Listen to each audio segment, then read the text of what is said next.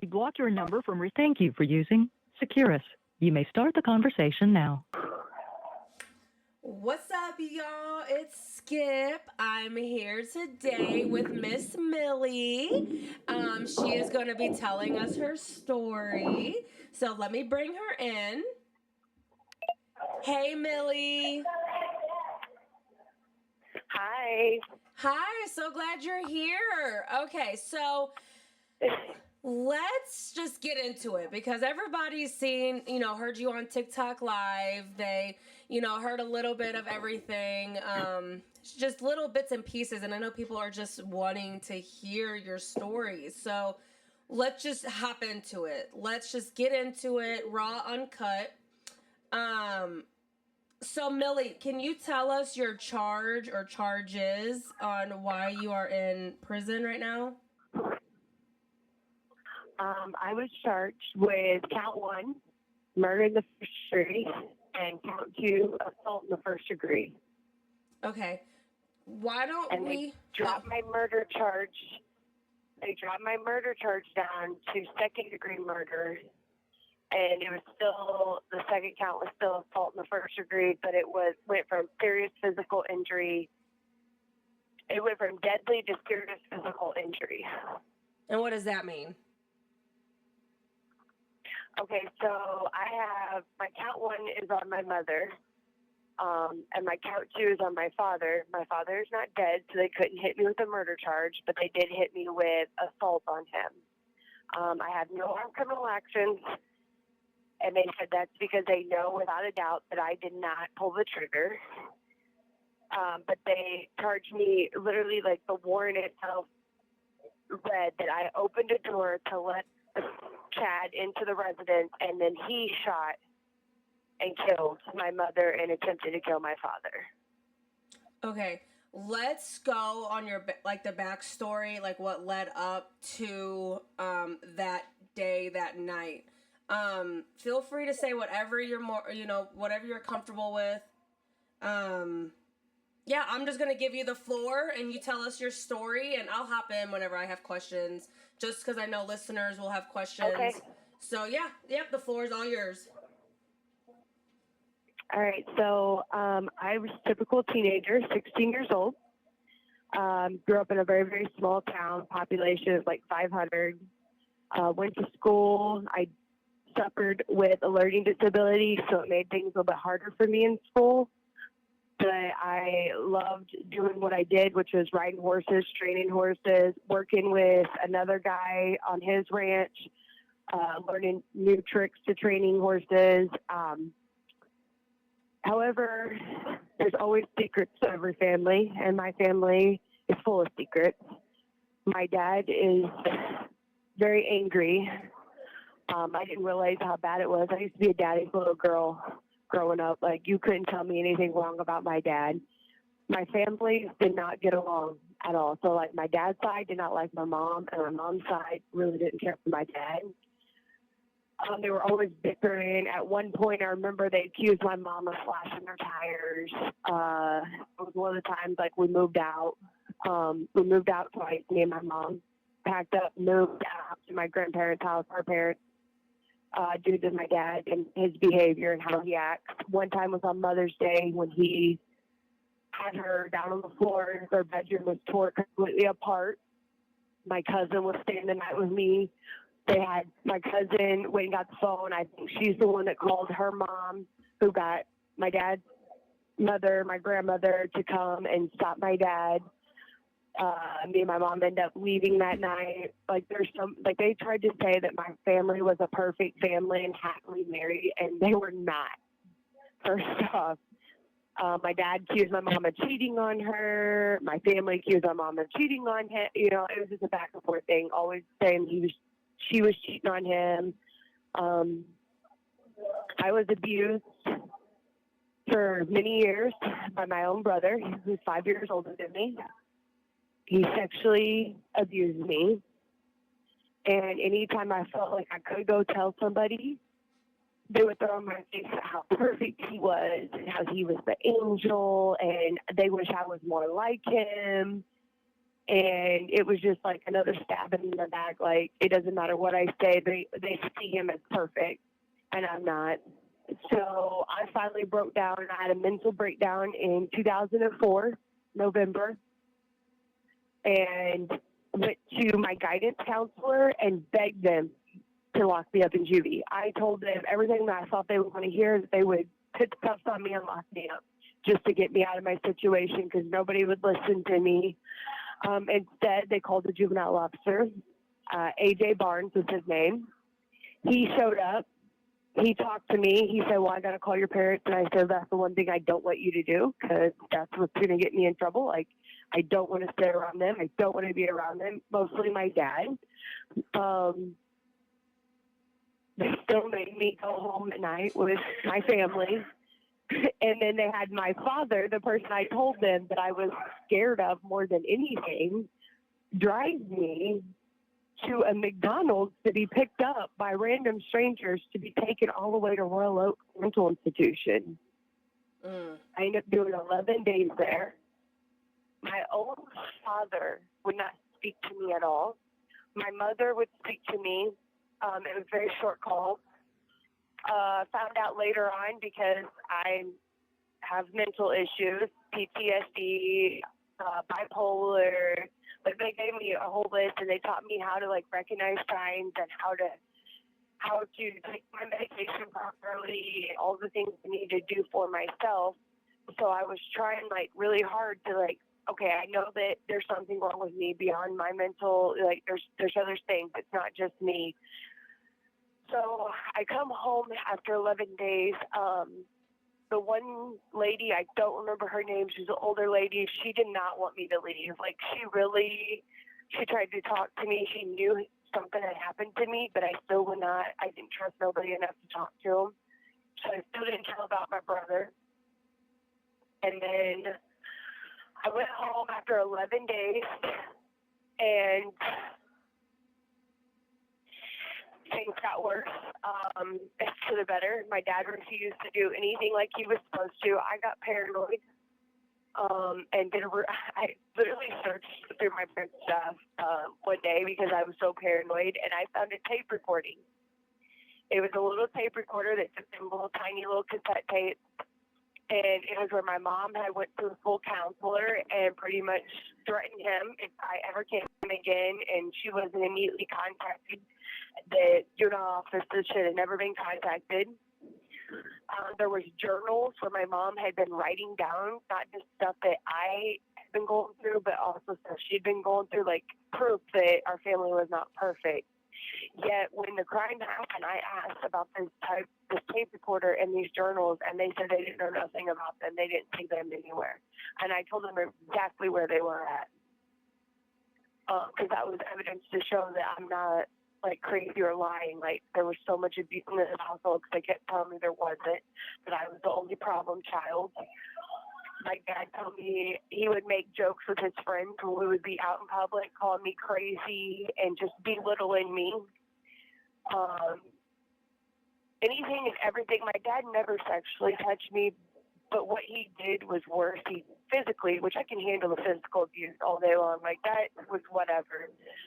But when he started mentally and emotionally tearing at me and breaking me down, I became so I couldn't function. So I turned to drugs, alcohol, and older men. I was sleeping around with older men. At the age of 13, 14, I was sleeping around with like 20, 21-year-olds or older. It's horrible to say, but it's the truth. And I met Chad due to the fact that Chad showed up at my house with a friend of my father's. His name was Dusty Yard or something like that. And he showed up to buy a truck. He brought Chad with him to drive the vehicle back. The only reason why Chad even came was because Dusty was talking about me and how cute I was and that he would like to meet me. We met that night, and then we ended up hanging out. That was like on the weekday. We ended up hanging out like that Saturday. This was all in September of 2005. Things was moving a lot faster than what I wanted. Chad was a dropout from school. He was a supplier. He didn't have a job. He tried a couple of times, but he didn't have a job. He was a drummer in a band. Like, he satisfied what I needed taken care of, like as far as helping me out with getting cigarettes and alcohol and drugs. But he kept being so pushy about our relationship, and I couldn't do nothing without him. Like, he showed up at one of my jobs when I went out of town. He showed up there because he swore I was doing stuff I shouldn't be doing. And I'm like, no, I'm literally working. You cannot be here.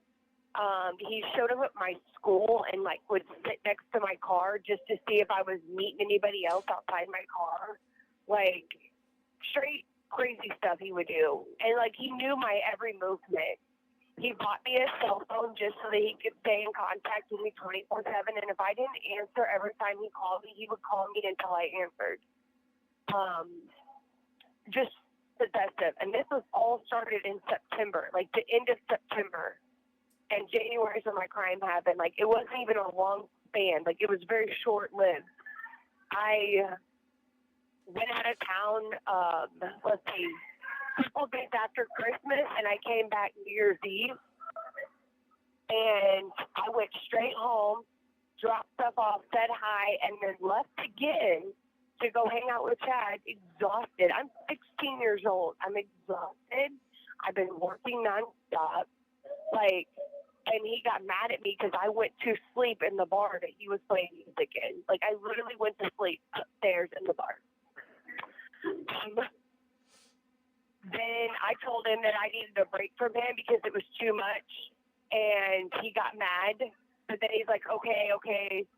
But he said it's not a break. You do your stuff, just we're still together. And then all this happened. Like, I don't even. He said he came into my house through the back sliding glass door. He said he came in, he shot my dad, and then he shot my mom, and then he was headed towards my bedroom. My dad started chasing him, so he shot him again. And his statement said he did it to make me marry him. Like, it wasn't to be with me. It said, his exact words was, I did it to make her marry me. She would have nobody else but me, was his exact words. And everybody said that, like, there were statements written that my family didn't like him and stuff. Like, my mom went out of her way to buy Christmas gifts for this man. Like, she bought him an expensive, because he was a drummer in a band, she bought him really expensive drumsticks and everything. Like, my mom went out of her way to try to make him feel welcome. So it wasn't like, I'm sure my dad didn't like him because it's a male figure that challenges his authority, but my family did not like him. And when the cops told me that he done it, I did tell them it's all my fault, because at that moment it was all my fault, because he wouldn't have known my family if it wasn't for me. Did I put a gun in his hand? No.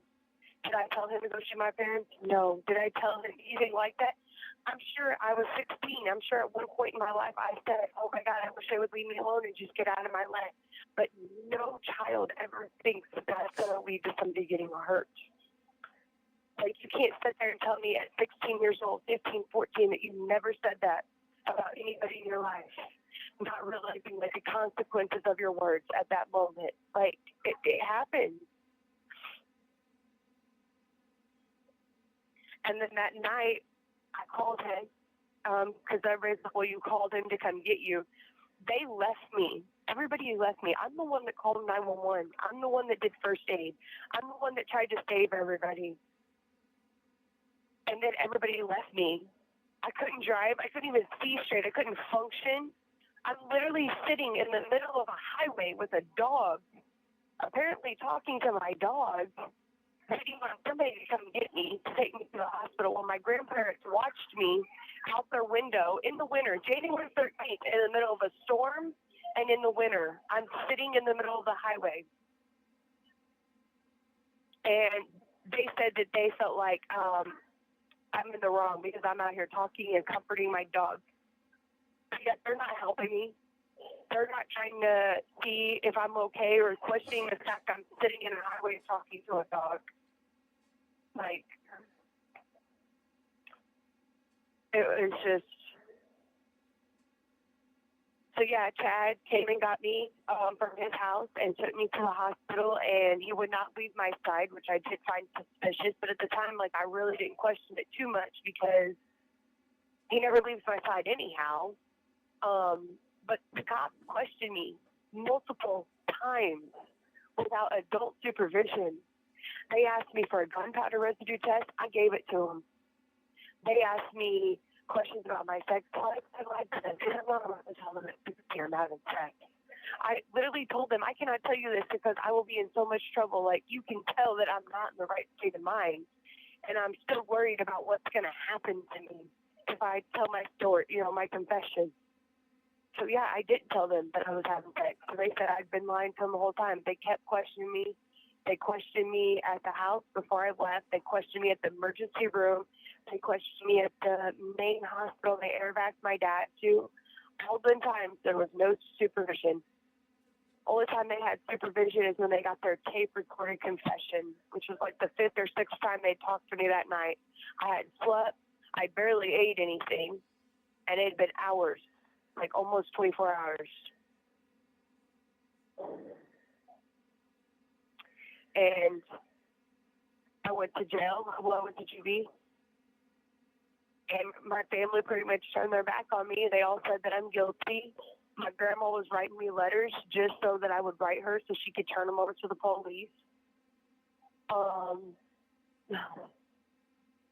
They all pretty much told me I should rot in hell and die. Like, I mean, and since before, my dad has sent me one birthday card since I've been incarcerated, and it said, "Love, Dad." That was when during the first part of my prison stay. It's the only contact I've had with him. Let's see, what else has happened? I was convinced that if I didn't take my plea deal of 2 life sentences, I was going to get lethal injection. I had nobody to talk to about it, so I had these public defender trying to help me, supposedly, but at the same time it's telling me, hey, if you don't do this, you're going to get the death penalty, your capital crime. They're going to hit you with the max. Like, your co-defense turned state evidence to keep the max from him, so they're going to hit you with it. So I signed a plea for 2 life sentences, running wild. I think I was 18 when I signed that plea. Wow. Yeah. That is a very powerful story.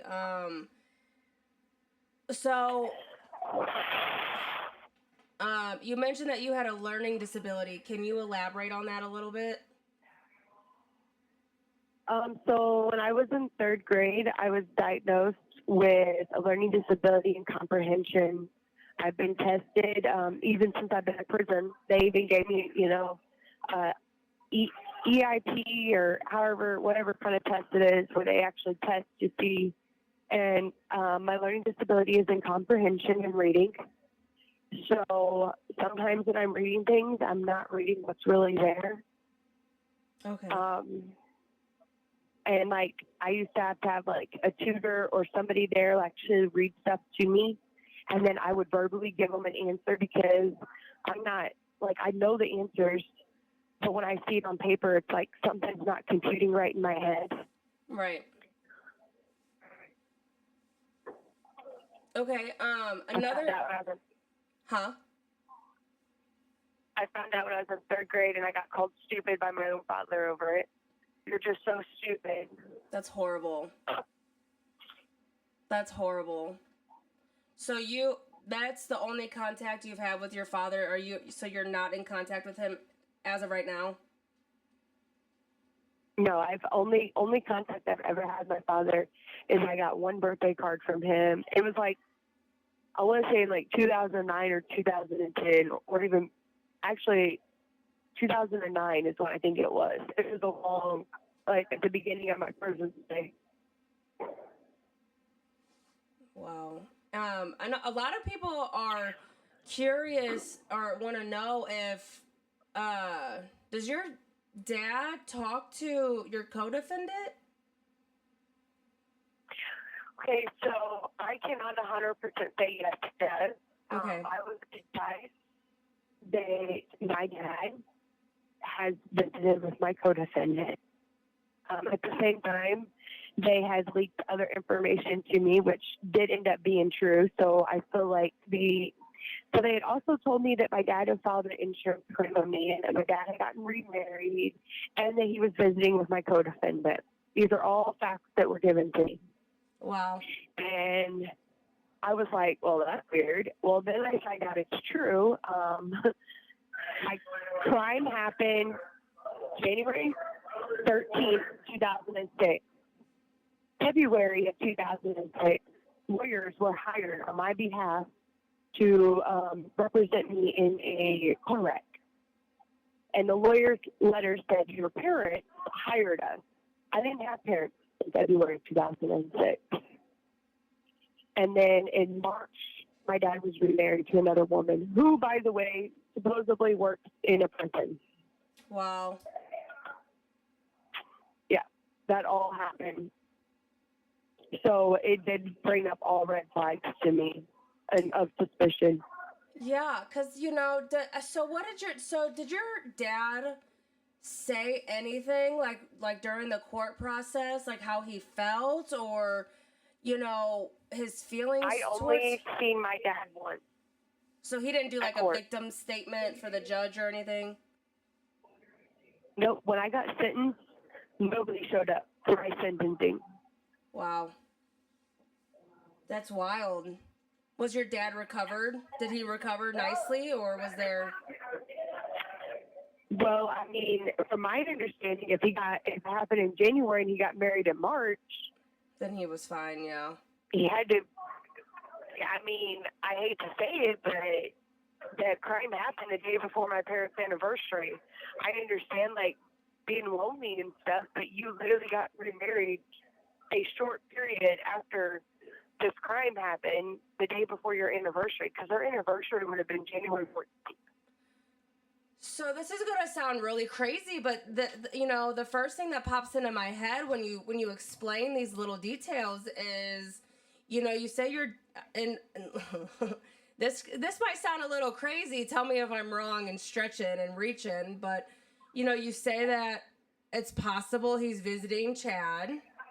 He got remarried 3 months after the incident. Do you think your dad and Chad set this up to kill your mom and framed you for it? Exactly what I was told. That is exactly what I was told. While I was being transported from one jail to another, because I've held in 3 different jails. That is exactly what I was told. Millie, my stomach just sank. Oh my God, that's exactly the first. That's what popped into my head when because I'm trying to understand why somebody would visit somebody that shot them and so-called tried to kill them. You know what I'm saying? Who the fuck, who in their right mind would do that? I get maybe a visit or two to like get closure or, to get an apology or to whatever. But to remarry 3 months later, and it's just a little sick-minded to me. That's a little gross. And also something that was informed to me. So the rumors about why this crime that I supposedly committed this crime was one of the rumors was that I owed my dope dealer.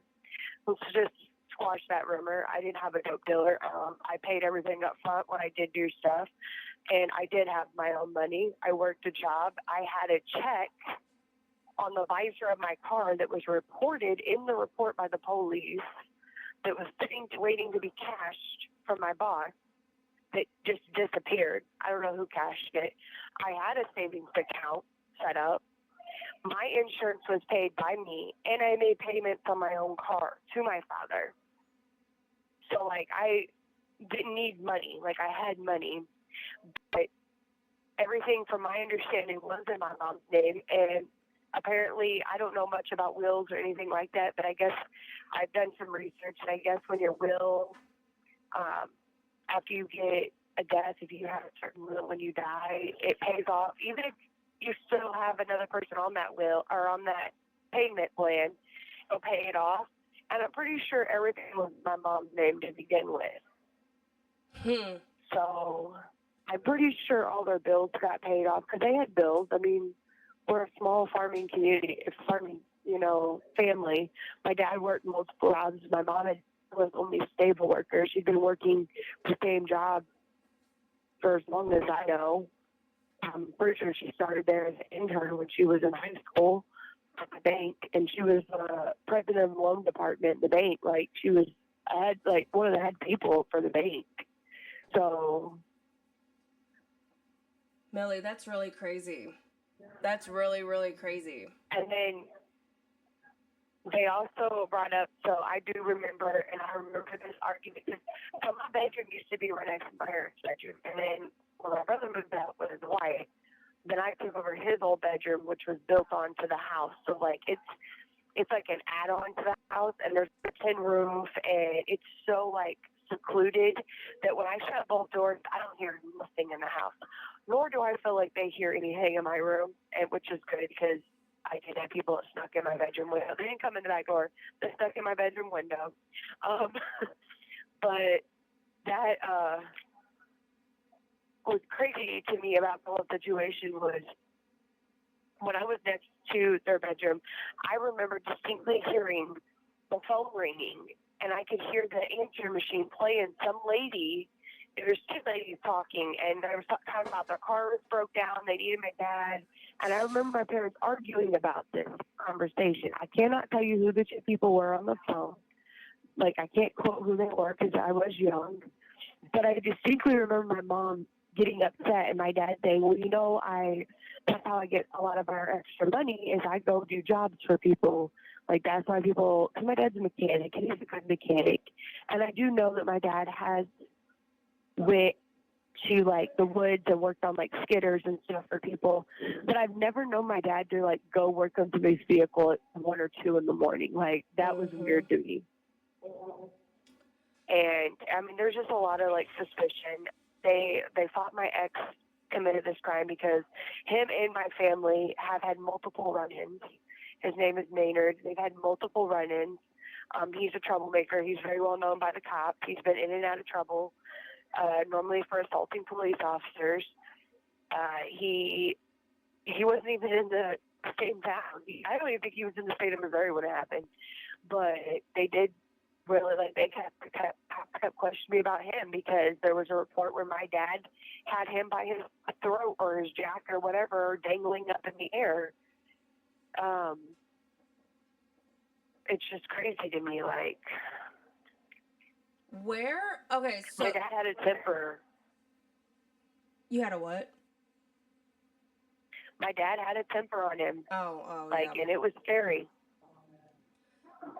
So this might be a little insensitive to ask, and you don't have to ask or you don't have to answer. Where was your mom shot and where was your dad shot? Is it two totally different situations, or did it seem like Chad was actually trying to kill your father as well, or did it seem like, okay, he, if he wanted to kill him, he could have, and... Well, oddly that night, so there was a couple of things that happened that night that threw me off. One, my dad was sleeping on the couch when I got home from work. First off, my dad don't go to bed that early, and he was sleeping on the couch, which our living room and their bedroom are like right next to each other. Like, we have a very small old farming house, and the door to their bedroom is in our living room, and then right there's a little bitty and when I say little bitty hallway, it's literally very tiny. There's the bathroom, and then you're at my bedroom door. You go through my bedroom, hit the other bedroom, then you hit the kitchen. Like, it's literally a circle. You can go a circle in my house. Okay, so my dad's laying on the couch. My mom is in the bedroom. She went to bed late that night because she does the same routine every night. She paints her nails and stuff for work while she tape records her soap operas. And she sits there and watches her soap operas, paints her nails, and then normally she'll tell me good night and she'll go to bed. I was on the computer because we had been doing some stuff with equine.com, and I was looking for like deals, and I'm always looking like for horse stuff and that's my life. I'm always looking into things. And I remember I was so tired, I was ready to go to bed, and my mom was pestering me, and I was like, just leave me alone, like, you're annoying me, you know how moms can be. And she told me, she's like, you need to go to bed, you're cranky. And I'm like, I know, I'm trying to. I'm just trying to check these emails from this equine place, then I'm going to bed. She went to her room. I walked through the house because the front door was open and the lights were on and the TV was on. And our house, we have wood burning stove in our house, and it gets hot, like extremely hot. So I'm like, okay, well, if he gets cold, he'll shut the door. So I just left it, and went to bed. But I just found it odd that my dad was on the couch. Like, first off, he's on the small couch. He's not even on the big couch. And I just found it really odd. My mom was shot 2 times in the chest. My dad was shot 4 bullets, 5 holes.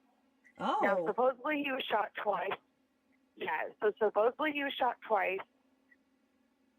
From the one story I got, was my dad was shot twice. He turned, shot my mom twice, and then headed toward my bedroom. But my dad started chasing him, so he shot my dad 2 more times, which I found odd. And here's why I found odd. Which there was blood all over the house because I slipped in it. So, yes, my dad had to have ran around the house because there was blood in the house. But what I found odd was, why would you chase somebody who's shooting at you and not grab a weapon? And you can't say we don't have any, because again, we are a farmhouse. We are hunters. There was literally a cabinet full of rifles. There was 2 guns that they took pictures of, 2 pistols in my mom's bedroom with the bullets laying right next to them that they took pictures of, right next to the cordless phone. Like, why didn't you grab anything? Right. Why didn't you grab a knife out of the cutter's block? Because we have them big, huge, like, butcher knives. Why wouldn't you grab a knife? Like, why wouldn't you grab something to defend yourself? Why would you chase somebody and not find, like, even in the middle of adrenaline rush, I feel like I would still grab something.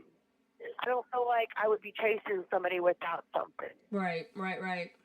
And then second off, when I rounded the corner, because I did not know I heard gunshots. I thought it was the lightning outside because it was in the middle of a really bad storm. Like, literally, I watched the lightning, like, light up the outside. Like, I felt like lightning hit really close. And I think it did, is what I was told. But it hit a tree in our horse pasture right next to our house. So the noise I thought was lightning and thunder. Like, I didn't think nothing of it. I sleep with my little window cracked, halfway up. I love listening to rain hit the tin roof. I didn't think nothing of it. I remember hearing the dogs. Like, I remember all these little noises, and I remember the storm. And then I got up to go pee, and I'm walking into the bathroom, and, like, I'm telling you, from our bathroom door, you can see in the living room, you can see my mom and dad's bedroom door. I heard my mom, and I, to this day, will swear on this, I heard my mom say, I cannot believe you shot me. And the only person present was my father, because that noise, hearing them words, is what kind of, like, opened my eyes and was like, wait, what did I just hear? And I, like, poked my head around the corner, and I seen my dad, and that's when I seen blood, and I immediately ran for the phone. Like, I didn't even think twice. I remember making the comment, who do I call? How do I call 911? Like, because I was in total shock. But I remember calling 911, and that's when I got on the phone with 911 operators, and then done, like, everything's recorded from there, which is me giving help and everything. But my dad had, like, it was weird. He had, like, there was a lot of blood, and he was, like, moving around a lot. But to me, like, I don't feel like there was, I don't know, it was just weird. It was weird. The whole situation was weird. I don't remember all the places. I remember, like, his hand, his side, and they were all on the left side that I was seeing. Nothing was on the right side. It was all on the left side. And I only remember that because I remember how my dad was laying on the floor while I was holding stuff to him, while holding the phone in my ear. Like, I replay that night every day in my head. Every day in my head, I replay that night. And I keep hoping that something is going to make more sense to me about what happened. I've reread the statements, I don't know how many times, to a point I had to get rid of them because I would sit there and obsess over them for hours. Yeah. So how? I don't know what's real sometimes, or what is this person said this and I believe it's real, or this person said it and I believe it's real, or Yeah. if it's actually real. Like, I don't know. Yeah. Yeah. And that's what's frustrating. So frustrating. It's real hard. When it, I mean, and that's like with anything, you know. In your case, it's a lot more severe because you're in prison, and you know, all you have is your documents and what people say on the outside, and it's so hard to figure out what's right, what's wrong, what's real, what's not. Um, it's so how did it come? Was it Chad or who? How did you get arrested? What made them say we need to arrest her? She's a part of this. So apparently, while I'm at the hospital, sitting and waiting and all this, there was statements being written about me. And when I say statements, I'm talking, I've read every one of them. I had 4 girls from my school that claimed they were my friends, which the counselor that I was required to see after I got out of mental hospital that actually came to my school to see me. She was a special counselor. She didn't actually work for the school, but she worked for Missouri. She stood up for me and said something to them about, well, that's funny because I'm here and don't never see you guys talking to her. But 4 girls wrote statements, and almost all 4 of their statements were almost identical, saying that I had been talking about how I was going to commit this crime. My first thought when I heard that was, well, with me being in a mental institution and you guys know that I'm crazy and now you believe that I committed this crime, why didn't you report it to anybody when I first said something? If I said this, my own family had already written statements about me being a troublemaker and a manipulator. And what was the words my grandmother used? No, it wasn't my grandma. It was friends of the family. They said that I'm nothing but trouble and all I do is cause trouble to the family. I'm the one that was getting between my parents and causing them to have issues. But they kept denying, saying their marriage was perfect. But then that statement came out where I'm the reason why they had trouble. I financially was a burden to them. I mentally was a burden to them. They brought up my mental. They said, well, she went to the mental hospital for suicide and homicidal ideation. Ideally, here's where my learning disability comes into my speech problem. Ideally, I can't say the word, but you know what the word is. Oh, it's totally okay. Oh, so these 4 girls, your grandma. So at this point, they don't even know about Chad. No, Chad was with me. They questioned Chad. They questioned Chad at the hospitals too, and they questioned me. But he was of age. He was 19, 19 or 20, and they were questioning him. And they did a gunpowder residue test on him, which I'm pretty sure came back clear. And this is another thing that was left out that has also always bothered me.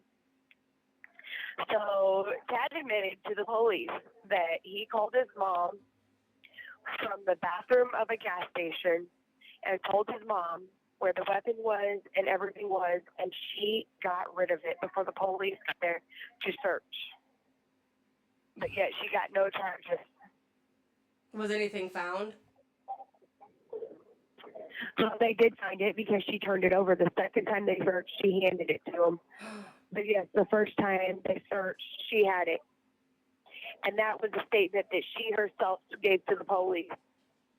So it's not even hearsay. That was an actual statement that I read with my own two eyes because I didn't know that.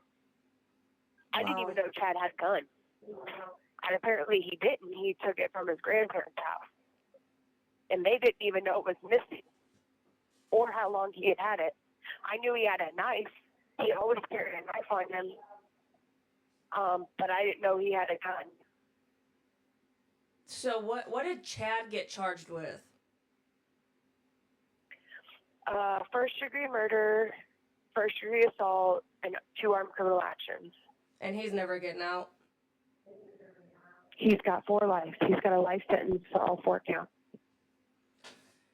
So did he end up admitting it? Did he end up saying, yeah, this is what I did? Yeah, he admitted it the same night. Okay. Like, they took him to the police station, and he admitted it right there to them. That's when they told me, well, Chad has already admitted to us what he has done, and I lost it. Right prior to them telling me that Chad had just admitted it, they also had just told me that they had to shoot one of the horses because the cops had let the horse out and it got hit on the highway and its leg was destroyed. Oh. And I'm an animal lover. Anybody knows anything about me knows that I'm an extreme animal lover. And of all the horses, it was my horse. On top of everything else, like, it was just like the icing on the cake. You know, like, it was literally like, I'm having all this other stuff go on. I just lost my mom. My dad just came out of surgery. Now you're telling me that you had to put my horse down. And then you're telling me that Chad just committed this crime. All at one time. Jeez, that's at 16 years old. What a nightmare. I'm so sorry you had to go through that. And what's even worse about it was my family were there, and nobody was even asking, not one of them asked me if I was okay. It's like from the minute they seen me, they knew or assumed that I was the one that done this, and they were treating me like that.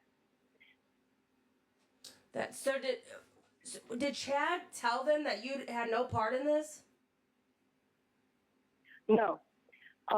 Chad's statement was that I wasn't there that I was in my bed asleep, and then something about he did it to make me marry him, and then he stated, what was that statement?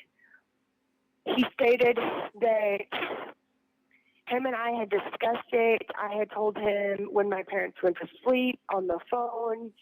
He talked about how he had drove up to the house. He had waited, like he was telling like all the different places he stopped and waited and where he parked the car and where he walked. And then that's when I told my public defender that he's lying for multiple reasons. It was in the middle of a storm. And you're telling me you walked through a horse pasture in the middle of a storm and then into my back door and didn't leave a one footprint. And we have white linoleum floor.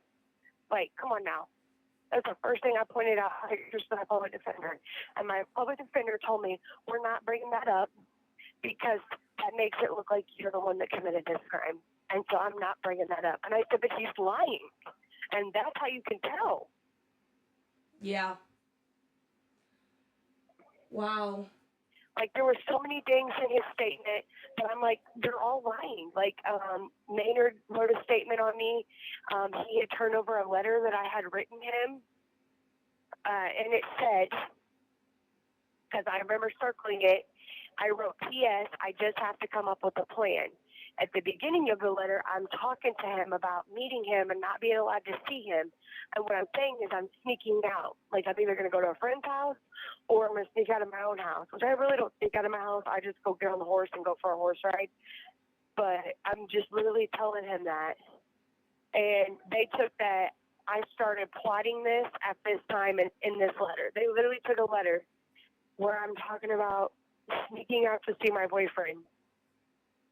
It's all the context. And said that I started plotting. Yeah. Yeah. Yep. Sounds like they railroaded you pretty hard.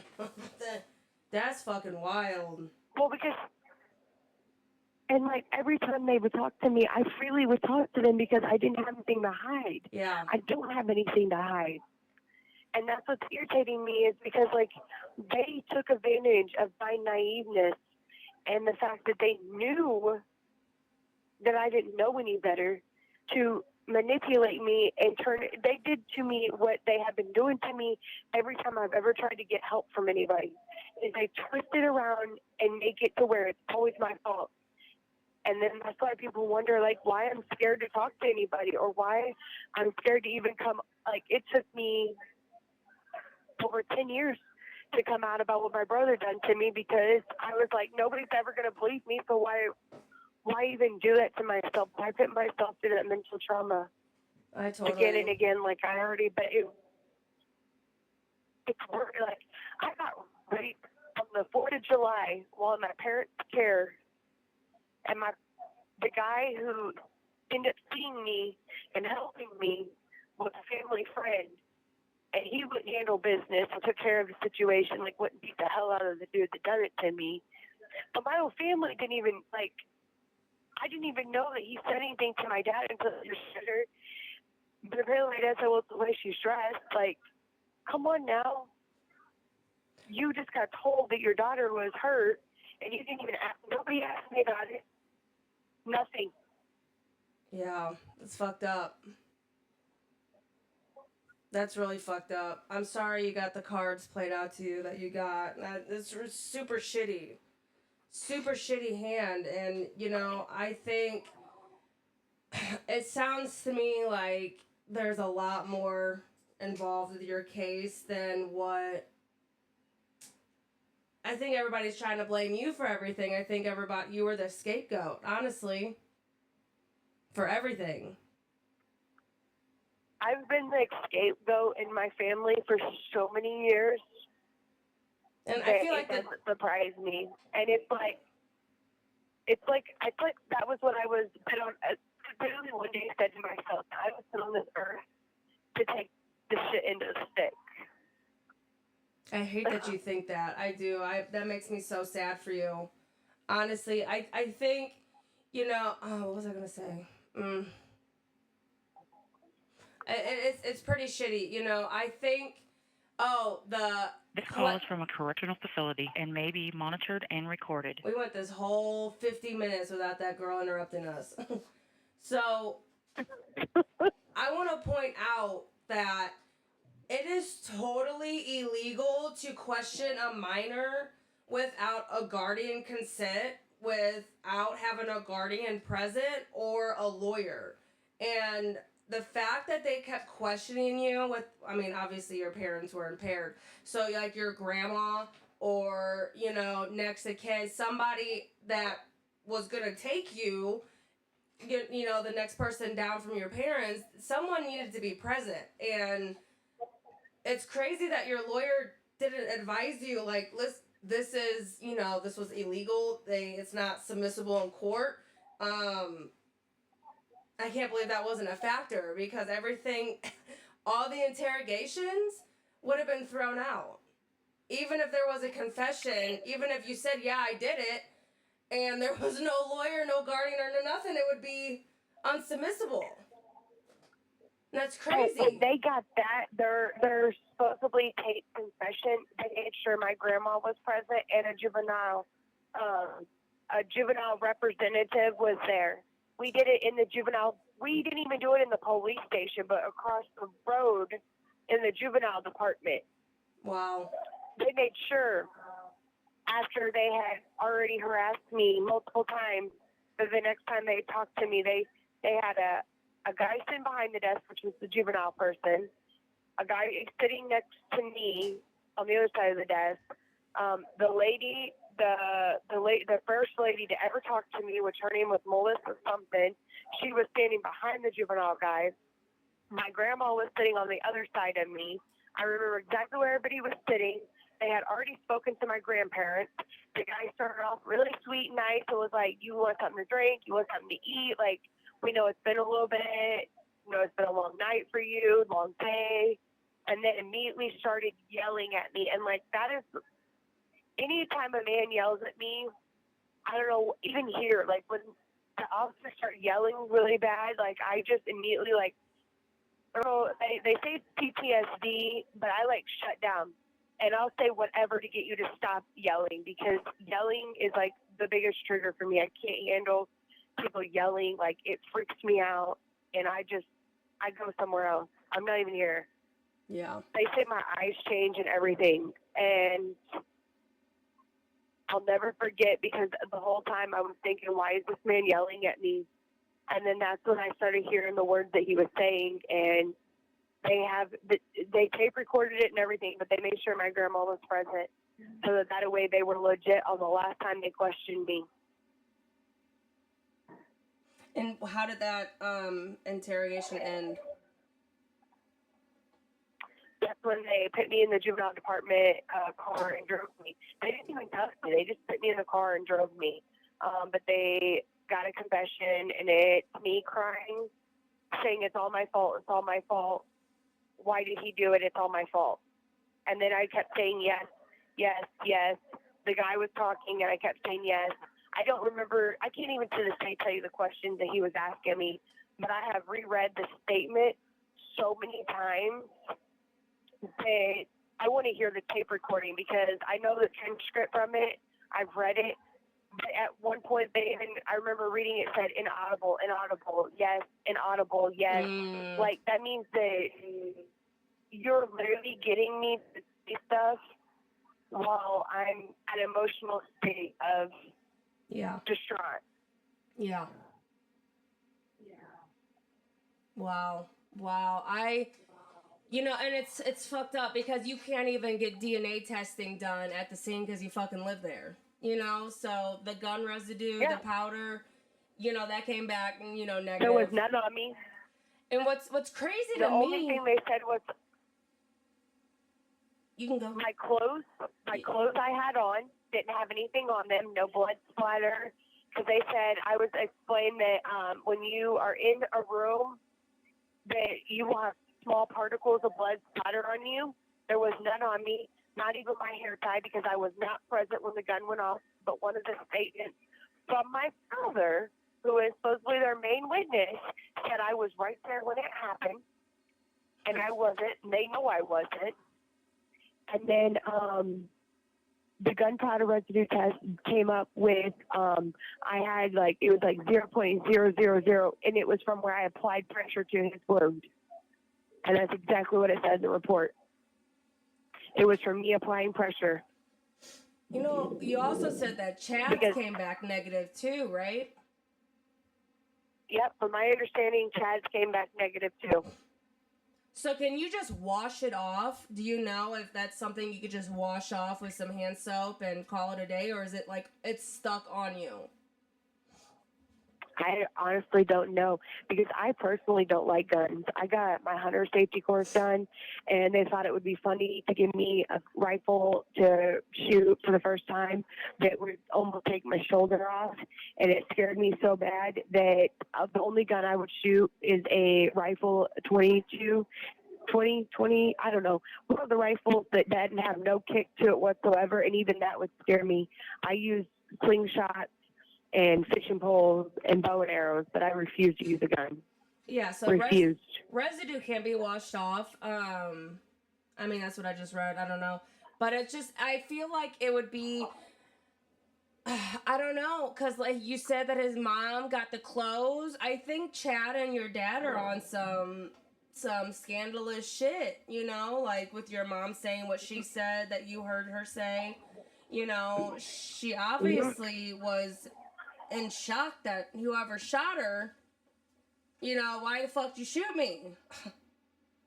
That's wild. And I remember Chad saying that he watched me through the back glass window, called 911, and I gave the police, one of the statements, the very first statement I gave the police, the person I described, if you read the description of the person that I've seen, it's my dad. Wow. So is your grandma the one you talk about in your But I don't story? even,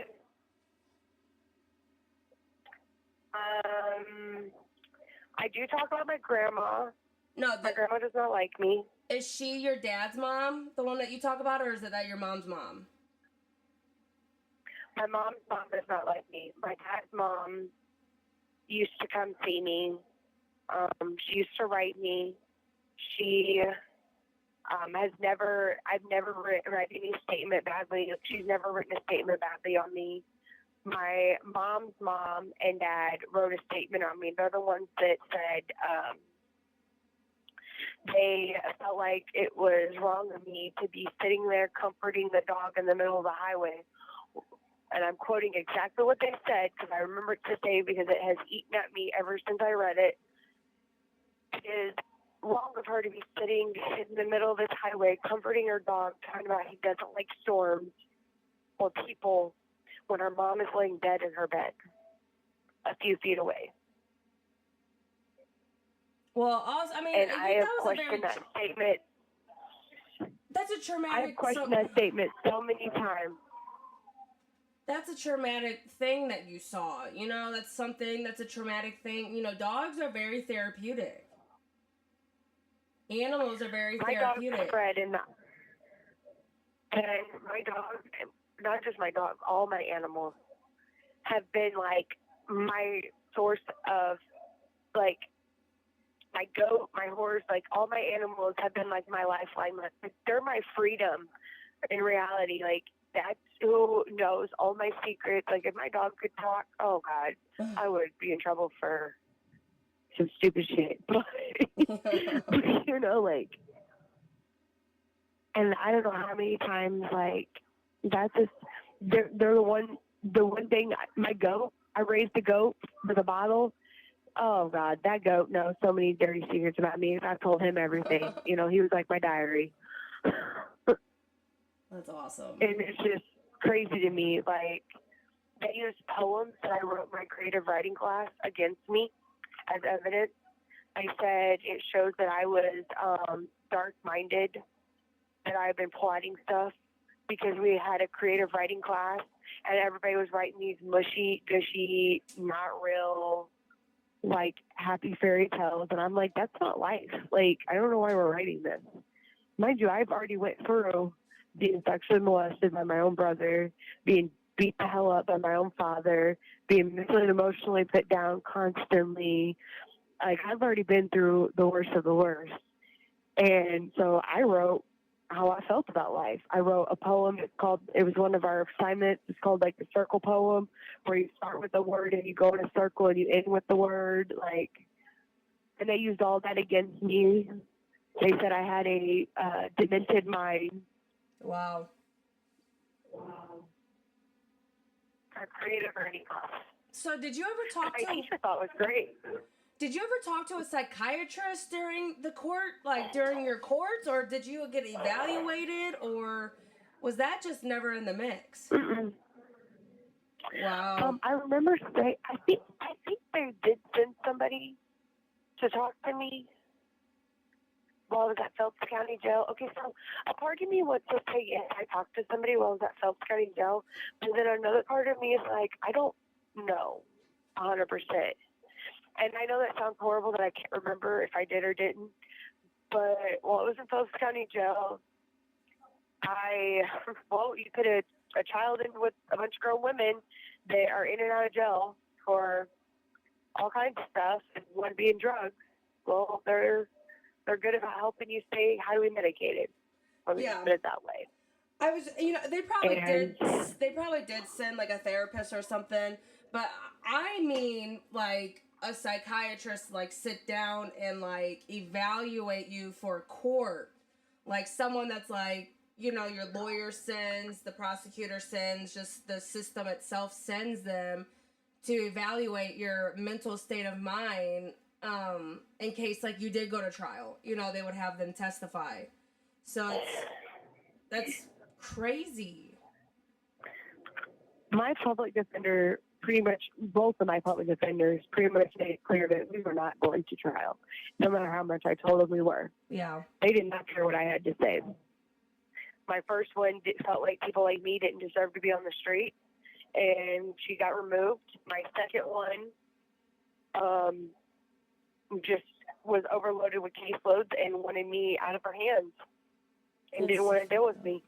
That's so fucked up. That I see. And I did file for I filed on my own, like a bunch of stuff, and I filed on the fact that my attorney misrepresented me, and they told me they were giving me another public defender, and I said, absolutely not. Like, no.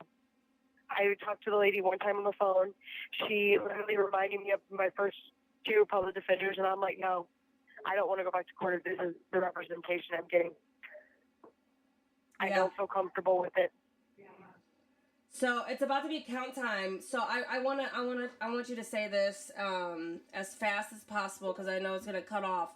What can everybody that's listening right now? What can they do to help support you and your innocence and help you get clemency or help you get your freedom or help you get a lesser sentence? Because they did just pass that law. Juveniles that committed murder can get released, but they did pass a bill that it doesn't apply to first and second degree murder, and that is because of another case that you probably know who I'm talking about. So let's talk about how people that want to help you can help you, who they can write, who they can call, what they can do to support you, and my attorney is to the Willow Project, which she is a professor at the Webster University. You can send letters to her, write her through the Webster. It's webster.edu. And her name is Anna Rathard. I'm pretty sure I just slaughtered her name, but you'll see it on there. Legal department. She's in legal department at Webster University. Write letters to the governor saying, give me a chance. You've heard my story. Ask them to give me a chance. I have a clemency sitting on the governor's desk. I know there's people getting together and they're trying to work on helping me get a private investigator to investigate all these questions we have. They're working on putting together letters for the clemency because the governor's about to leave office. So we did some word in his ear to grant me my clemency that's been sitting on their desk forever. Over 8 years, I've had a clemency sitting, just waiting to be answered. My attorney, you can reach out to you can reach out to me and I can try to get you the right information to the right people. I think Maggie Freeling's podcast has all the emails and phone numbers on it on my behalf. I don't know them off top hand though. I'll put that all in here. And I'm sure it has all the information too. Yep. reach out to Skip. Well, I am so happy you came on here and talked about your story. I know you're about to get cut off, so I'm gonna try to wrap this up. I really appreciate it, and I know everybody loved you on TikTok. Everybody loved hearing your story. You have a lot of support out here. Whenever you want to go back on TikTok, you let me know. I will be posting this tonight. If you have anything else you want to say it now. The floor is yours, and then we'll just... I appreciate everybody who supports me and all the help I get, whether it just be your prayers, your thoughts, or you actually write letters in my behalf. I appreciate all of it because it means the world to me. It means the world to me that you just took the time of the day to listen to my story and hear my truth. And I hope that this helps keep somebody from ending up like me in a situation that I'm in, because it sucks. It's like growing up in prison. Yeah. Well, all right, Millie, call me tomorrow, and call me after 3. Okay. All right, Millie. Thank you so much. I Of appreciate course. this. Yeah, no problem. Have a good night. All right. Bye. You too. Good night. Bye. All right, y'all. That was Amelia Bird. Her DOC number is 1185155. If you want to write her, download the Securus app. It's a little blue app that says Securus on it. Type in your information. You have to buy stamps to send emails. Type in her information, Amelia Bird, 1185155 is her DOC number. She's in Missouri Department of Corrections. Bye, y'all. Until next time. Thanks for listening.